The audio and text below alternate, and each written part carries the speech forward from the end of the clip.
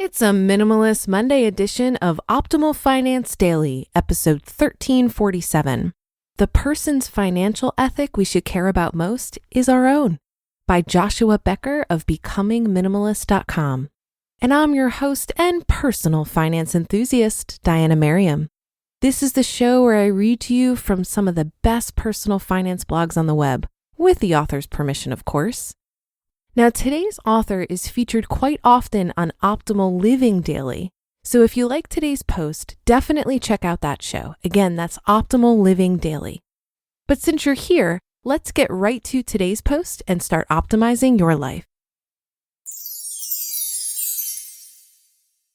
The person's financial ethic we should care about most is our own, by Joshua Becker of BecomingMinimalist.com.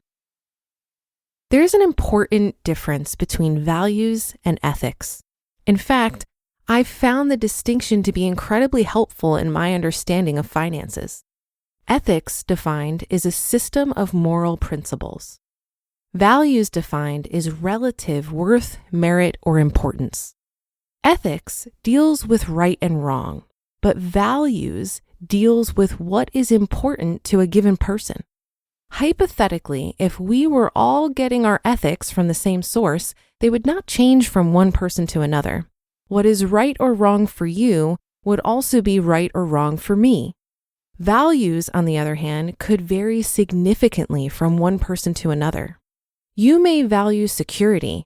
I may value freedom. One person might value hospitality. Another person might value travel, while someone completely different values compassion. None of those values are inherently right or wrong. They're just different.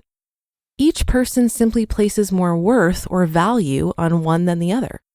The difference between ethics and values prompts a unique question in my mind, one that I've been wrestling with for quite some time. Specifically, what is the role that ethics ought to be playing in my personal finances? What is right and what is wrong in how one pursues, accumulates, and spends money? Most people, it seems to me, have a broad definition that they use to answer that question.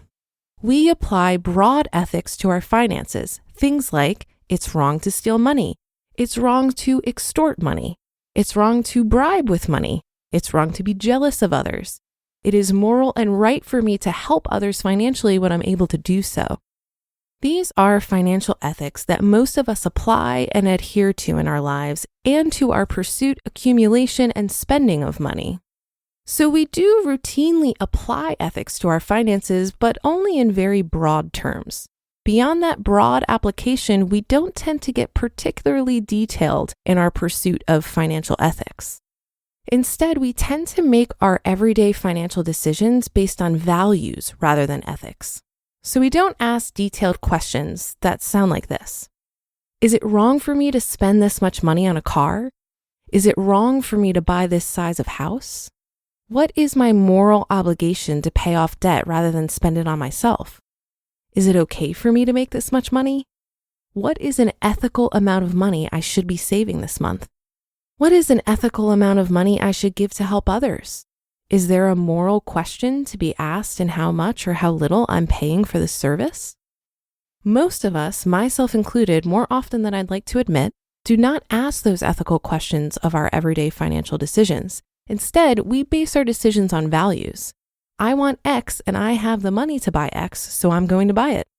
This is important to me, so I'm going to spend money on it. My goal is to have this much money in the bank, so I'm going to keep everything for myself until I reach that number. I want to make as much money as possible, and here's how I can do that. You see how that works? Values guide our financial decisions, not ethics. Except for one place. When it comes to others, we are quick to apply a filter of financial ethics that we rarely ask ourselves. This is particularly prevalent today in our opinions of those with more. We live in a society that is quick to discern and identify those with more who are not applying ethics to their financial circumstances.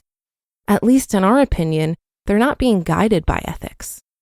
So we are quick to make moral judgments that they should not have that much money, should not spend their money in that specific way, should not buy X, should spend more on Y, should be giving away more, shouldn't be driving that kind of car, shouldn't be living in that big of a house or owning that many houses, are selfish because they have Z, because they're not spending their money in the way we believe they should be spending their money. They're greedy or selfish or immoral. Meanwhile, the person's financial ethic we should be most concerned about is our own.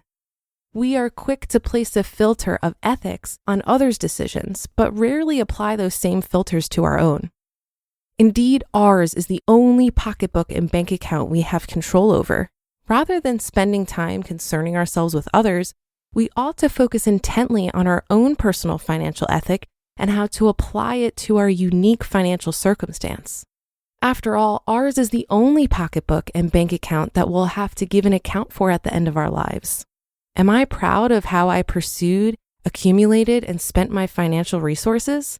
This is a question that we'll all face at the end of our lives. We can be proud knowing that we lived a life aligned with our values, but an even greater amount of pride can be found knowing we lived what was right and moral and ethical. The person's financial ethic we should be most concerned about is our own, not someone else's.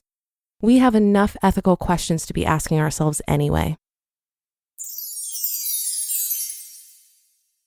You just listened to the post titled, "The Person's Financial Ethic We Should Care About Most Is Our Own," by Joshua Becker of BecomingMinimalist.com.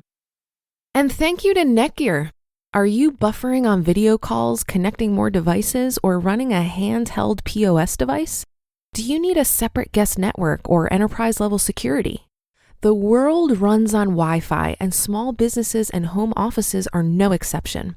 More than ever before, it's important that your business network delivers the very best performance and unparalleled coverage to keep your teams well connected, whether they're in the office or working from home. Wi-Fi 6 is the latest in Wi-Fi technology, delivering unmatched speed, coverage, security, and capacity for all your business needs. Netgear's Wi-Fi 6 business solutions, including the latest Wi-Fi 6 access points and the new Orbi Pro Wi-Fi 6 tri-band mesh system, are easy to set up and manage so you can keep your guests connected and your data protected from anywhere, anytime. With business Wi-Fi solutions from Netgear, you can focus on your business, not your IT. Visit netgear.com/Wi-Fi6 and never worry about Wi-Fi again. That's netgear.com/Wi-Fi6, and I have that linked in this episode's description. I think Joshua so eloquently makes the case here to mind your own business. Caring about what other people are doing with their money is a distraction. We're so quick to judge, and I think we get an emotional boost from feeling superior when we have an opinion about what others are doing.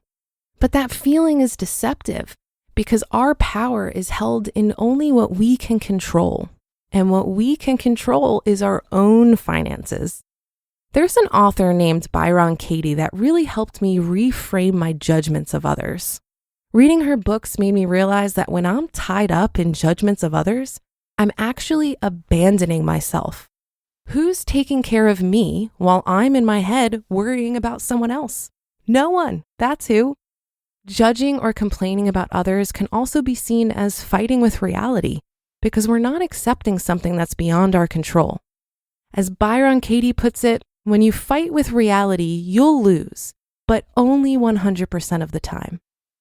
And that'll do it for today and another Minimalist Monday installment of Optimal Finance Daily. Have a great start to your week. Thank you for being here every day, and I'll see you tomorrow where your optimal life awaits.